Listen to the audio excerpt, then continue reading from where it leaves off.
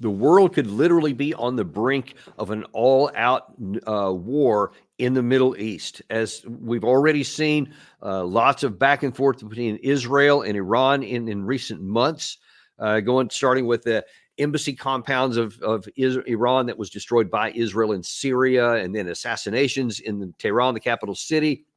Responses by Iran, which we have covered before back in April, where there were 350 drones and missiles that came in, all of which were either intercepted or knocked down, didn't hit anything important.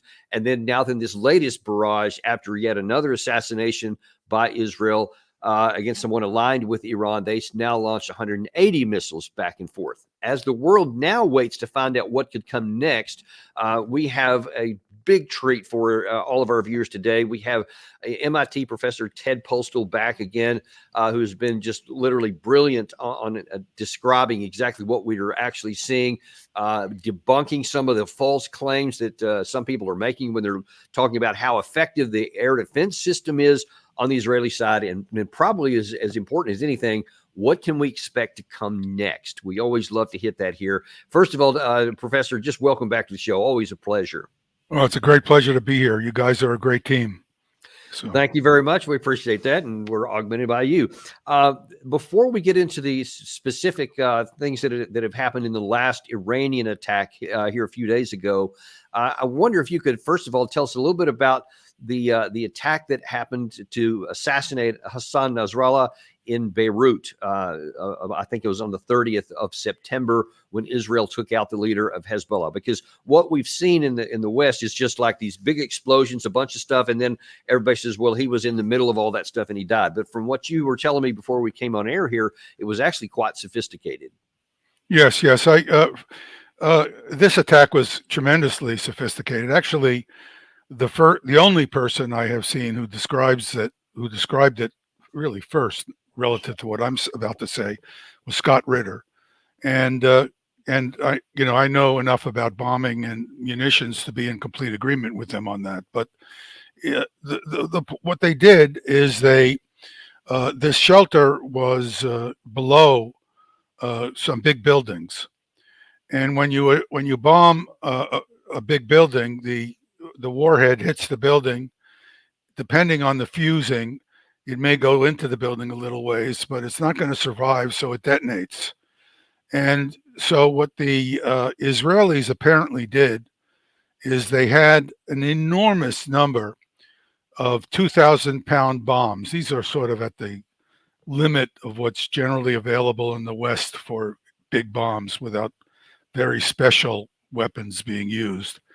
And they used between 80 and 90 of these bombs, a tremendous amount of explosive power.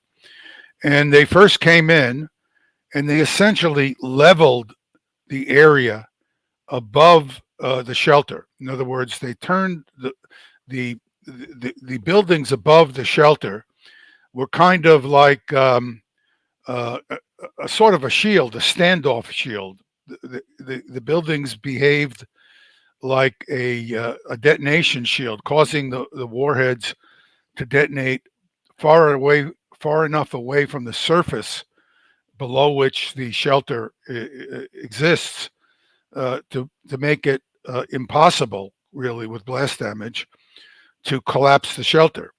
So first, they essentially turned these buildings into rubble on the ground. And then they came in directly hitting the ground with more 2,000-pound bombs to collapse the shelter. So this was a gigantic effort. So this was an enormous, it was 160 tons of munitions to get a single target. Where, if you were trying to take out a single aircraft shelter and you had precision, 1-ton bomb would do enough. You destroy the airplane and the shelter.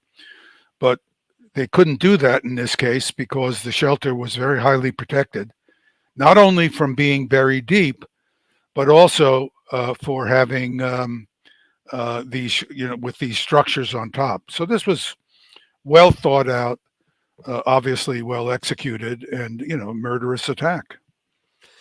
Yeah, and I one of the reasons I wanted to highlight that is to show that whatever one may think about the morality of this, of the especially of the Israeli operations here, they should never be underestimated because they do have substantial firepower and apparently very accurate firepower. Is what you're telling Yeah. us.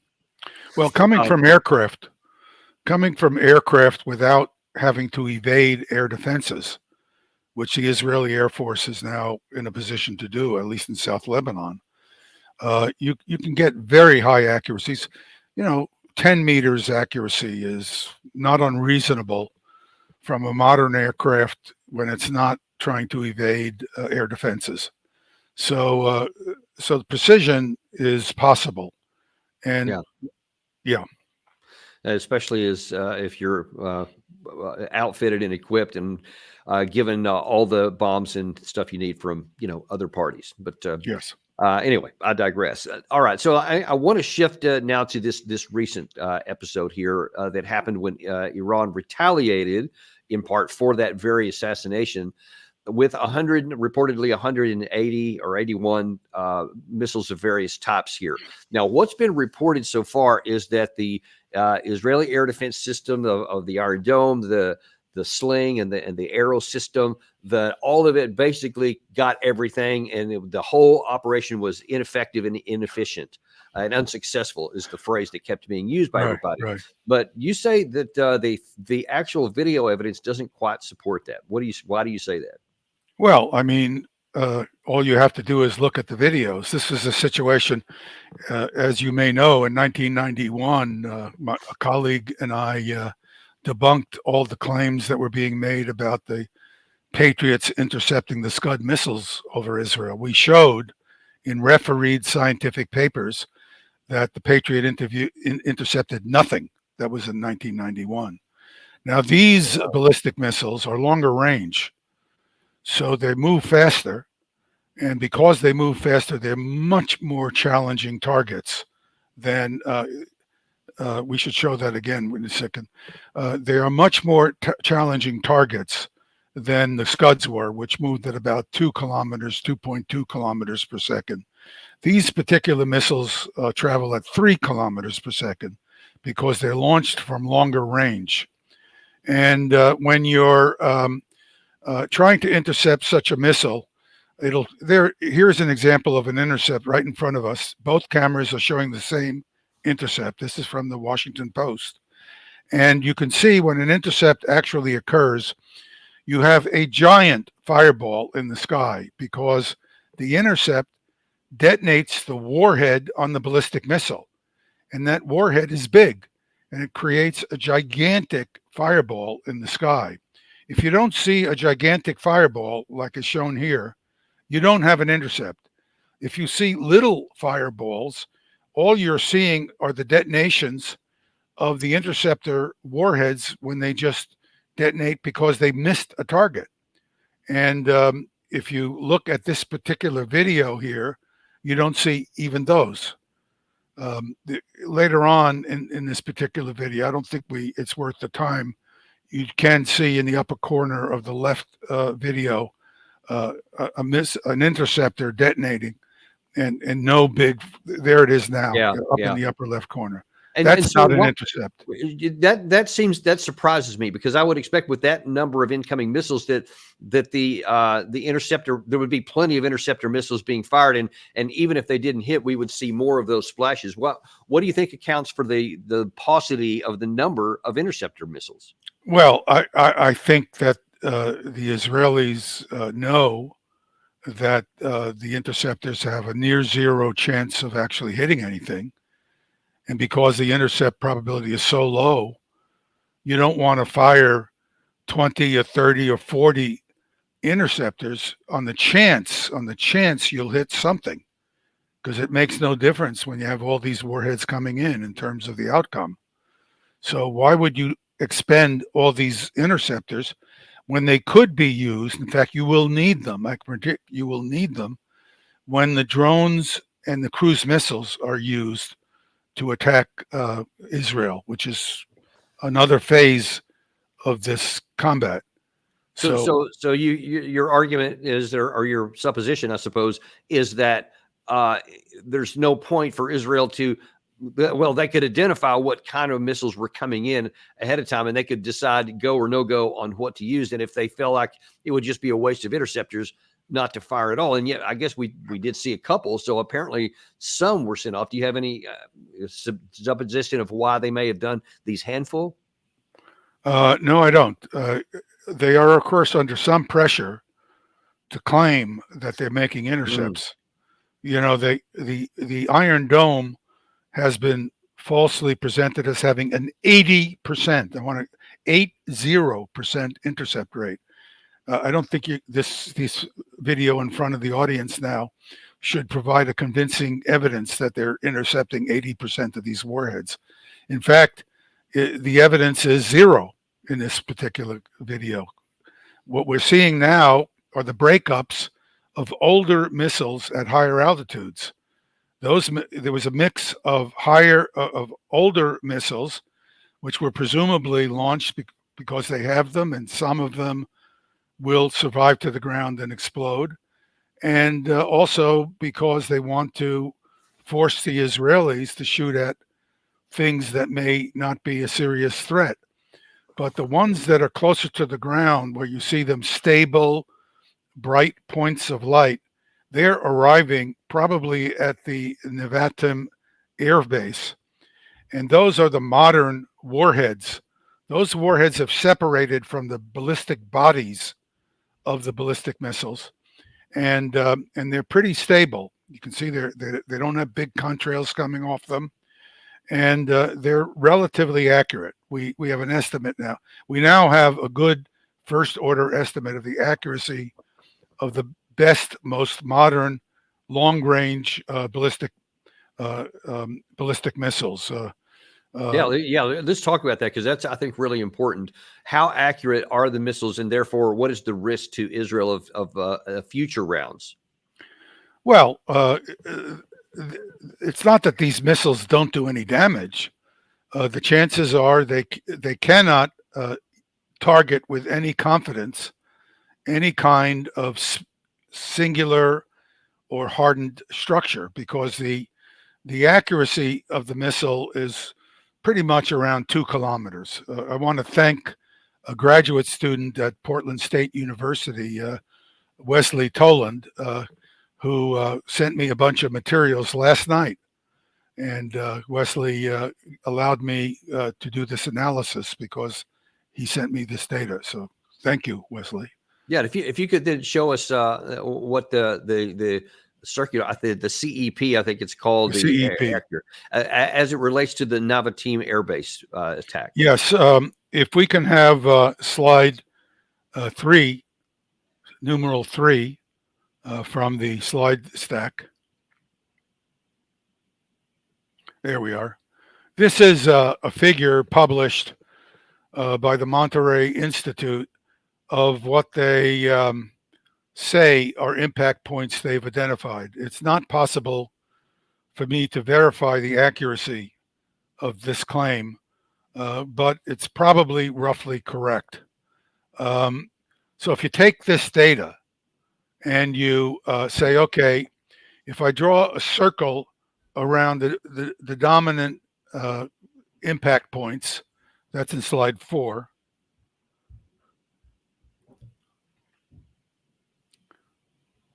I will get 75 to 80% of the warheads relative what's called the CEP, the circular error probable, associated with a ballistic missile. So this if we look at the next slide, we have some ground distance data I obtained independently from a Google map. And we know that the diameter of this rough circle is about 4.5 kilometers, which means that the CEP, which is defined as the circle, the circle in which half of the warheads fall and half of the rest of the warheads fall outside that circle, is about 2.2 kilometers. So if we just look at slide 6, I'm showing you twice the CEP, and the circle of half the diameter would be the CEP, which is about 2.2 kilometers. And I'd say, this is very rough, plus or minus zero point 0.1 or zero point 0.2 kilometers. So, But it's so let good me ask, enough. when you're the Iranian side and you want to target the base, do you say, all right, I want to target this hardened shelter, that command control center building, etc., or do you just like put a pin in the middle of a 2 kilometer circle and just say, I hope some of it hits what I want? That's what they do. They just, that's what they're aiming at. And if you look at this particular map, to the right side, you can see 3 pins that are roughly together. Yeah. And one of those pins show an impact point that went right through the ceiling of a hardened shelter. There is no doubt. There's close-ups of that. Unfortunately, I'm working toward a deadline with you guys. Yeah. Gary, don't you have you have some video? Yeah, Gary's got one that Yeah, shows there's a that. very good. Yeah, in the rightmost box there, you can see what looks like 5 shelters next to, up against each other, and one of them has a grayish circular area on top. That shelter was hit. There are some very good close-ups. Maybe the next time we come on, I can show them to you or send them to you later. That's an accidental hit. I mean, it's not to mean it's unimportant, but it's a hit. And there was probably a very valuable aircraft in that shelter. Some claims were made that it was an AWACS, an Israeli AWACS aircraft, the airborne warning and control plane. That's not something easy, that's cost free to lose. And others have claimed it was an F-35, stealth aircraft. I can't. There's no way for me to know what was in it. Definitely But it not. was something valuable. Yeah. So Just the shelter was. So in terms of like capabilities, the if the Assad is going to use this technology and they want to strike a target, they're going to have to like saturate. Like if they actually wanted to take out the base, you'd have to like have quadruple the number of missiles so that at least enough of them fall inside and hit. Is that a fair statement? I think if you used all of the missiles they had, all of them, and targeted it on this location you're showing, they would probably not get enough concentration of blasts locally because it would be spread out over such a large distance that they would probably not destroy the headquarters. So the accuracy would be so low, and the density, they hit a lot of other things. This is not to say it would be cost free for whoever they were shooting at, but if they were shooting at that Mossad headquarters and their objective was to collapse the headquarters, it would be nearly improbable. I can do the arithmetic for you for the next discussion if you want, but I'd put it at one chance in a few hundred, for the attack. Yeah. So then let's see what and we're going to look at here in a minute about what may come next from both sides actually, but in terms of future risk to Israel, if Iran targets not an airbase out in the middle of the desert, but like say for example Jerusalem or Tel Aviv, where even if it's the rockets are wildly off, they could all strike important targets and kill people. I mean, is that the risk that Israel faces? Well, I think if they only have ballistic missiles, which is not the case, they will do serious damage occasionally to targets that may or may not be of special interest to them, because the warheads are falling, over, let's say a 2-kilometer radius is, it's 30 or 40 square kilometers. It's they're falling over an area very large. The warheads are very lethal. We have images of some of the craters, but so if it lands on the top of a building, it's very likely to do very serious damage to the building, certainly if people were in the building, it would kill most of the people in it. Probably it would collapse the building, although in Israel, the buildings are built extra strong because the Israelis have started from the beginning worrying about being bombed. And they have very elaborate structural enhancements there. That's a great picture. And, that's a crater. In fact, there are other pictures of deeper, larger craters. It depends on the ground, the quality of the nature of the particular ground at impact. But, that's a crater that's probably 30 feet across, 35, 40 feet across. And there Okay, so certainly are I want craters to that are ask bigger. another question there based on something you just said.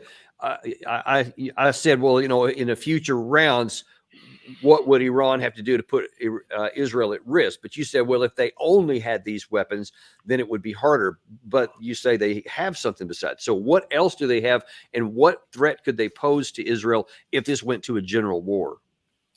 Well, if they have large numbers of cruise missiles and drones being much cheaper and slower, but also carrying bomb types of delivery vehicles, and cruise missiles, which are more expensive, travel faster, maybe 400 miles per hour, 500 miles per hour, rather than 200 miles per hour, 150 miles per hour. Those vehicles can have tremendous accuracy, and the Iranians have demonstrated that already. We can take a quick look. If you can give me slide 33 from the slide stack.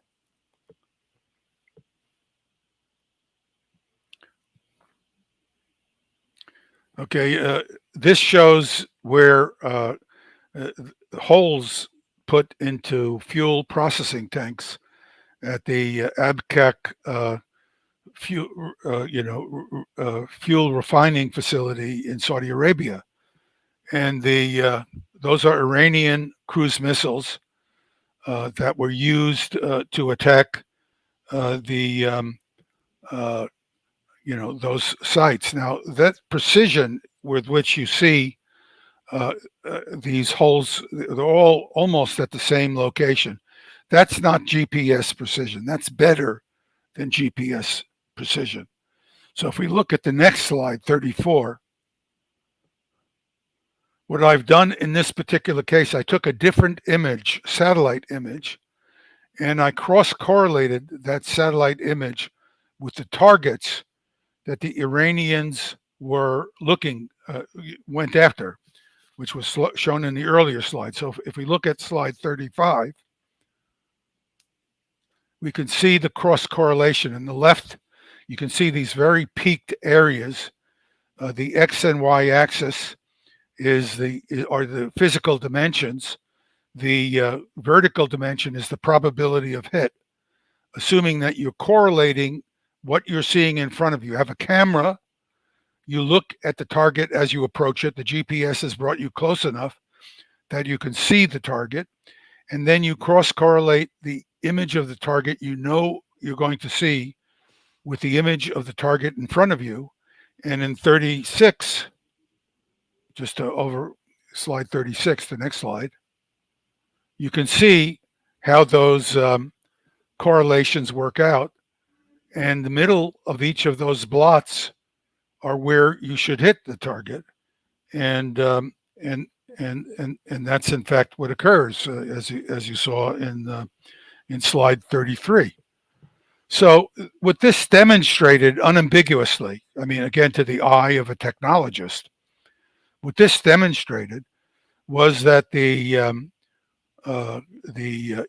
Iranians have developed optical homing systems. They're not the most advanced optical homing systems. They require that you have reasonably symmetrical targets.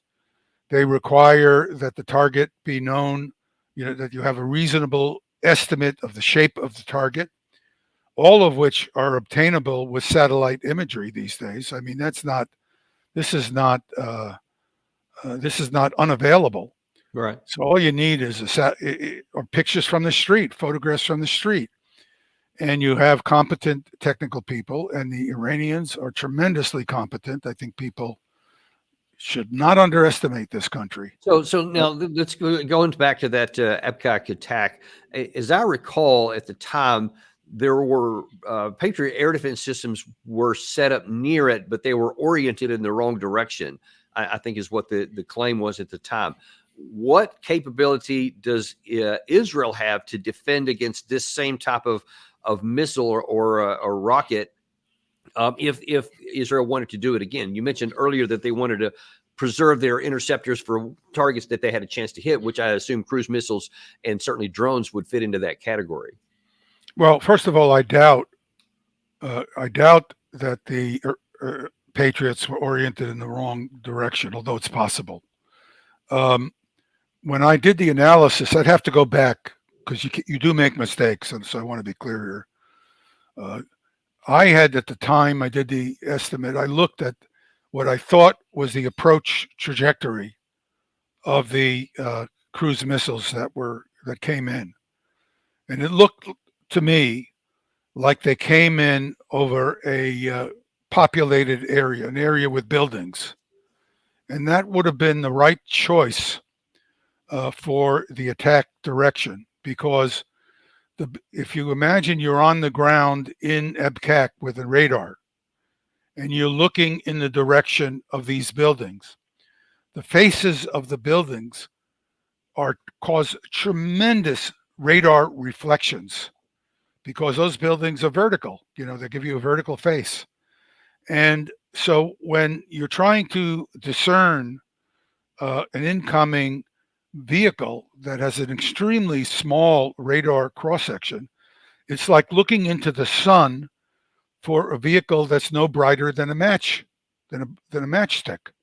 So the clutter masks the arriving target, and it's quite possible that the Patriots were looking in the right direction. This Patriot system has been overstated, throughout its existence, and in the Gulf War of '91, they were claiming a tremendous intercept rate. I think even after we published article after article that showed that they were lying, the Army still claims today that they had a well over 70% intercept rate in the Gulf War of 1991. Let me assure you, the rate was zero. We had the data, zero, not 70%. So the lying about Patriot against ballistic missiles has been tremendous. Now, against aircraft, it is a very deadly system. It is very capable.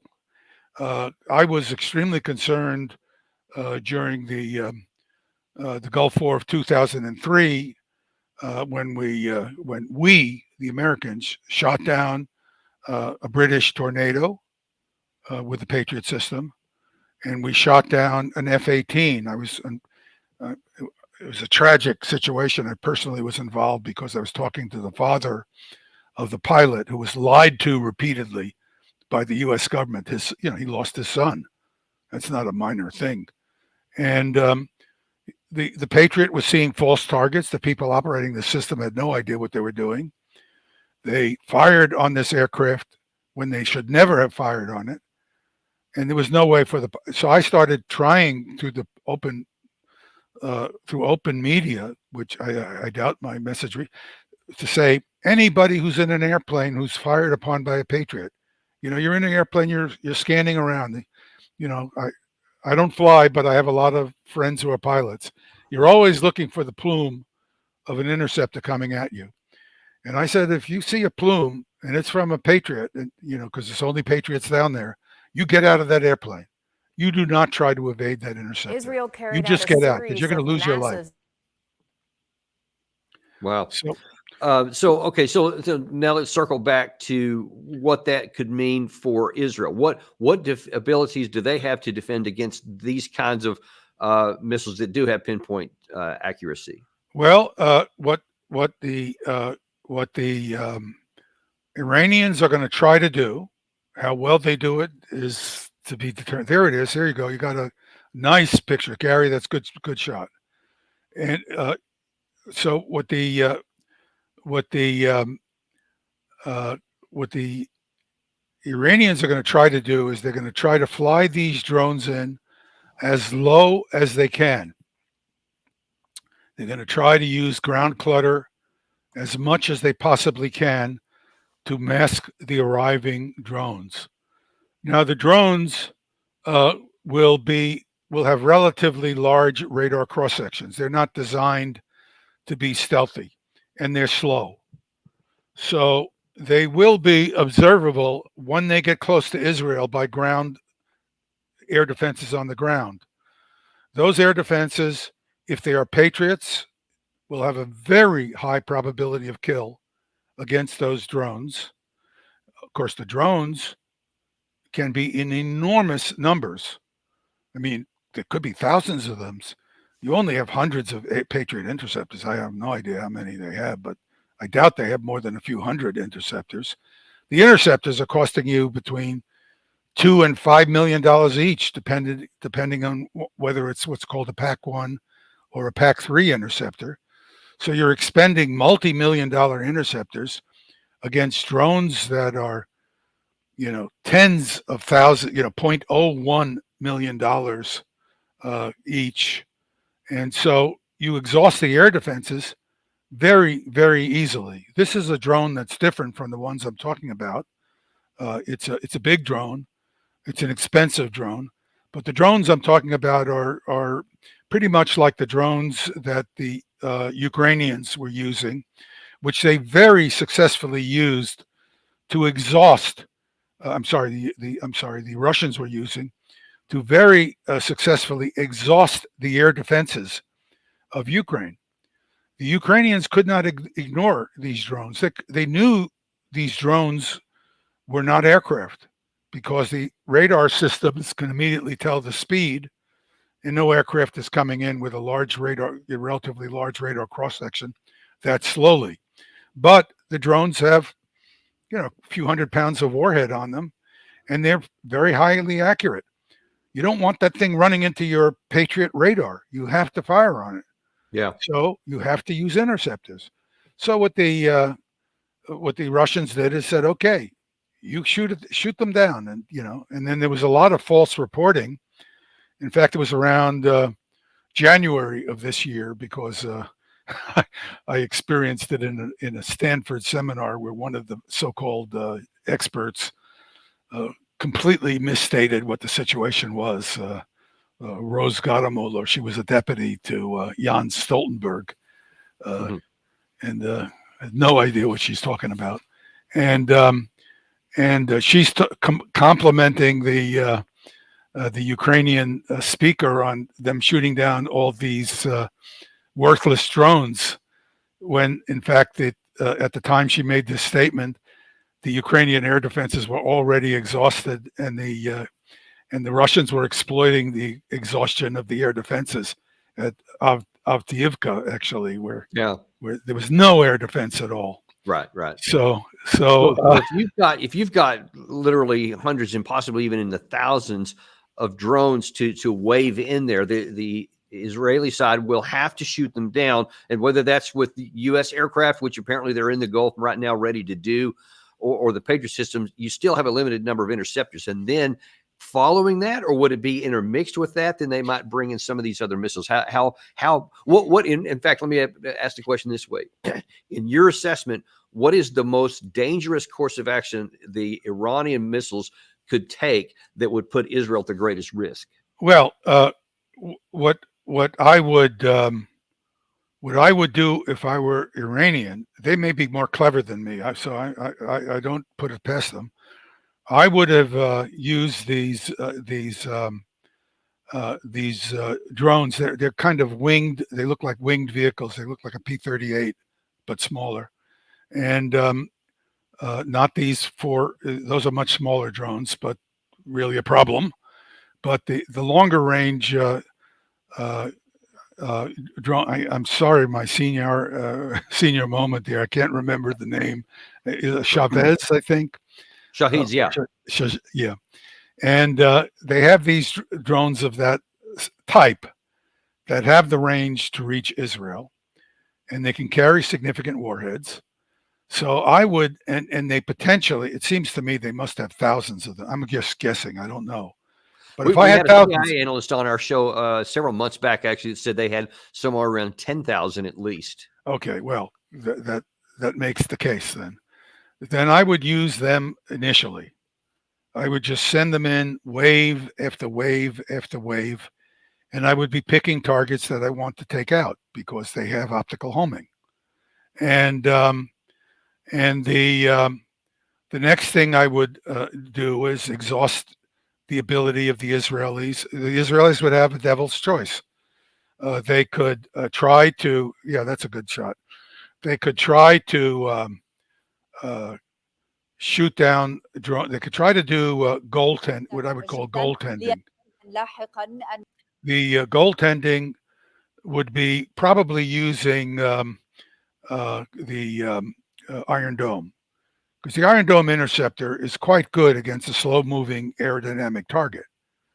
So you would probably try to use your Iron Dome. You'd probably deploy your Iron Dome defenses in a way that allows them to detect and engage drones relatively close, approaching target areas you want to defend. And then you would use them to shoot down the drones.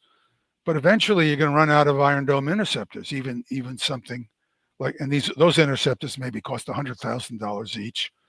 So you're shooting down $10,000 or $20,000 drones with $100,000 interceptors. That's not a great exchange ratio also. But then after things have really gotten pretty bad, then I would start using cruise missiles. And in fact, I'd probably start mixing cruise missiles in with the drone attacks. So I'd launch a bunch of drones, wait a few hours because the cruise missiles are faster, and time the cruise missile launches so that the cruise missiles overtake the drones at about the time they're arriving in the area of the Israeli targets I'm shooting at, and saturate the system with both slow drones and fast cruise missiles. The cruise missiles will have a lot smaller radar cross section, and they'll be harder to detect, not necessarily non-detectable, but in the environment of building clutter and flying low, they will be a difficult target to engage. And I will start hitting targets of value because I will have the precision to do it. And that's what I expect in the end game. And that'll take time. That'll play out over time. This, of course, will be going on along with attacks from Hezbollah. I mean, Hezbollah has not been destroyed. Um, the result of this initial shock to Hezbollah of killing off a large part of its command structure has clearly not had the effect that the Israelis were hoping for. And my guess is that the most experienced Israelis who are not nuts, and there are a lot of those who are not nuts. I mean, I have friends in Israel who I talk to, and they're not nuts, and they're reasonable people, and they are ethical. They just can't control the situation. The ones who are not nuts have predicted that Hezbollah would not collapse because this is an organization built from the ground up. Yeah. And you get young soldiers who, from the time they were maybe 12, 13, 14, 15 years old, have been training to fight against the Israelis, have known nothing in their life except attacks, killing people who they love and know. They're not going to be say, oh, my leader has been killed. Those Israelis are coming across the border. I'm not going to fight. That's ridiculous. Of course they're going to fight. And as long as they're trained in close combat tactics, which it appears they are, they're going to do well. You're a soldier. You know why you train your soldiers so that when they're isolated, they can still fight. Right. And that's what you're looking at. That's exactly right.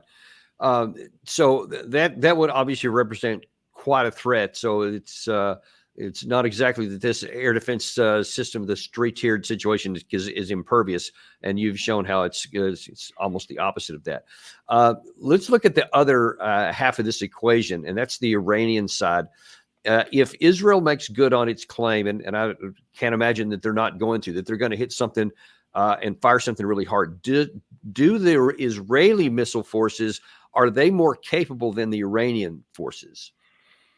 Well, they are very capable. I mean, the homing missiles that I'm not actually, I haven't ever actually looked at them in detail, but you can be sure that the Israeli missiles are very highly accurate.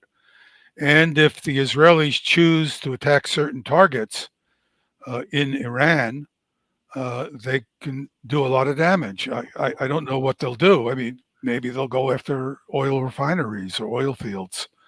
Um, they can try to kill leadership, but they're going to have to know where the people are. And after the little lessons that the leadership has already gotten from Ismail Haniyeh's murder, the leadership is going to be very careful, as is going to be the people in charge of protecting the leaders. So a lot of effort's going to go into making sure that the leaders can't be found. I mean, the United States tried to kill Saddam Hussein. There was no question we were trying to kill him. And we bombed these several areas. And in fact, I think we made announcements several times that we had killed him because we thought he was someplace. And we hit it with a whole bunch of a large number of very high yield munitions, like what was done against the Mossad headquarters. And we thought we killed them, but in fact we hadn't. So finding people is not so easy. And as long as they're careful, communication security is absolutely essential. Anytime you emit a signal, the modern signal processing capabilities are fantastic. So you can be located very, very precisely and potentially very quickly. And so you really have to maintain communication security. But there are ways of doing that. Yeah. And you're not dealing with a bunch of people who are running around the desert and live in tents. These are very sophisticated people. And so I've also seen recently that Russia has, as part of their closening military engagement, has apparently given some S-400 systems to the Iranian side. But my question is whether it's the S-400, S-300s, or anything they may have developed independently. It sounds like that Israel is still going to be able to get some percentage of these missiles through regardless of that. Is that a fair statement? I think that's true, but I think that they're going to have to be very careful with their aircraft if they're attacking with aircraft, because if they use aircraft to any extent in these attacks, they're going to lose some aircraft. And how close do you have to be to the target to release your ordnance in the aircraft? Well, it depends on the missiles they're launching. I mean, they could be hundreds of kilometers away if they're launching missiles with their own propulsive system. So that, that's a reasonably safe distance. But if they get to, 40 or 50 kilometers away, if they're trying to release glide bombs and things, they're going to be in jeopardy. And if the Iran, I don't really know. You probably have other people who are more expert in the Iranian capabilities. But if the Iranians have any airborne radar systems, and my guess is they do. My guess is the Russians have probably sold them some.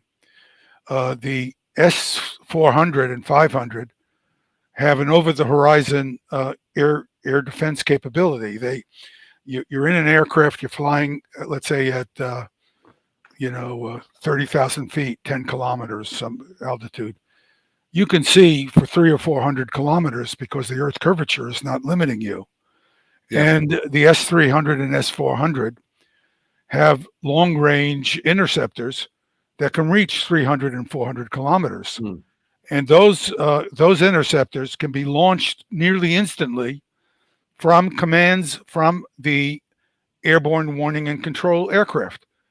This system has been modernized by the Russians in extraordinarily clever ways. We saw this in Ukraine.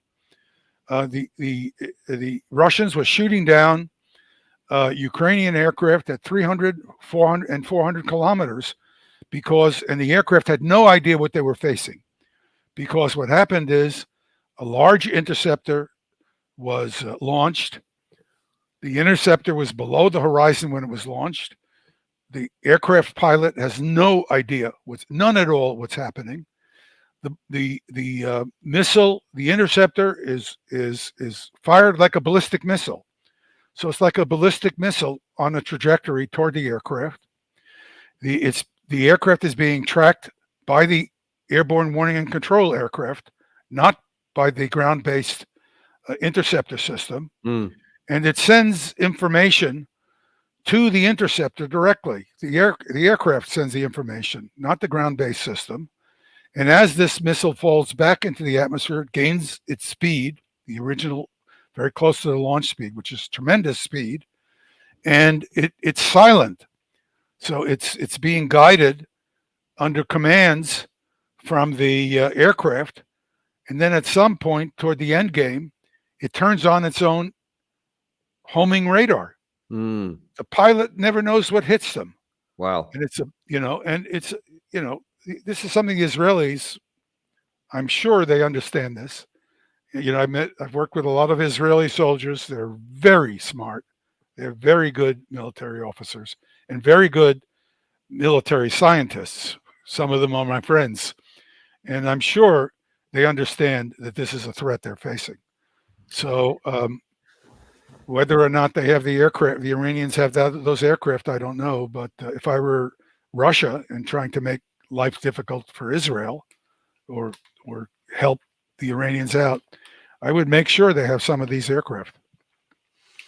Well, I guess we're going to see, because at some point in the very near future, it seems virtually certain that Israel is going to launch some sort of attack against Iran. And I think it's equally as certain there's going to be some kind of response after that. And God only knows what's going to happen beyond this. But it's pretty clear that if these two sides are intent on firing each other, they're going to hit something. And this could explode into an all-out regional war, depending on what happens next. Well, the terrible thing about this whole matter is that this has all been brought on by Netanyahu.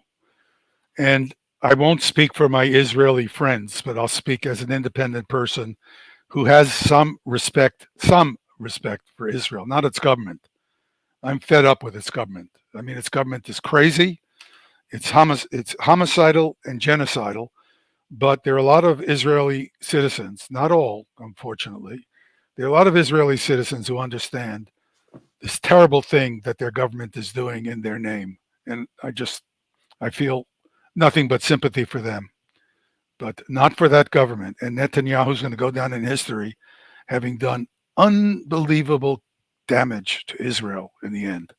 Yeah, I mean, that's He's not going to go down as any hero. Yeah, so I've been arguing that from the beginning. That I mean, I'm talking about from even the Hamas fight, is that he had set his country on a political outcome of bringing security and peace to the Israeli people using military means that just cannot succeed, and it's just unfortunately playing out like that, and it could get a lot worse. But it's going to get a lot worse, I'm afraid. It's going to get a lot worse. I think you're probably right. Well, Professor, thank you as always for coming on today. This has been an absolutely fascinating show. Very much appreciate you illuminating all of these facts, so we at least know what may come next. Thank you. Well, take my advice. Take shelter. Yeah. Yeah, that should be the case for everybody on both sides of that line. Right. And we thank you guys for coming on too. Always appreciate you. I ask you to like and subscribe if you haven't already. Also to remind you, we are really getting into the podcast world here. Anywhere that you get your podcast, Apple Podcast, Spotify, Podcast Addict, be sure and type in Daniel Davis Deep Dive. And you will be able to get us there and share with your friends so they know as well. Thank you very much. And we'll see you on the next episode of Daniel Davis Deep Dive.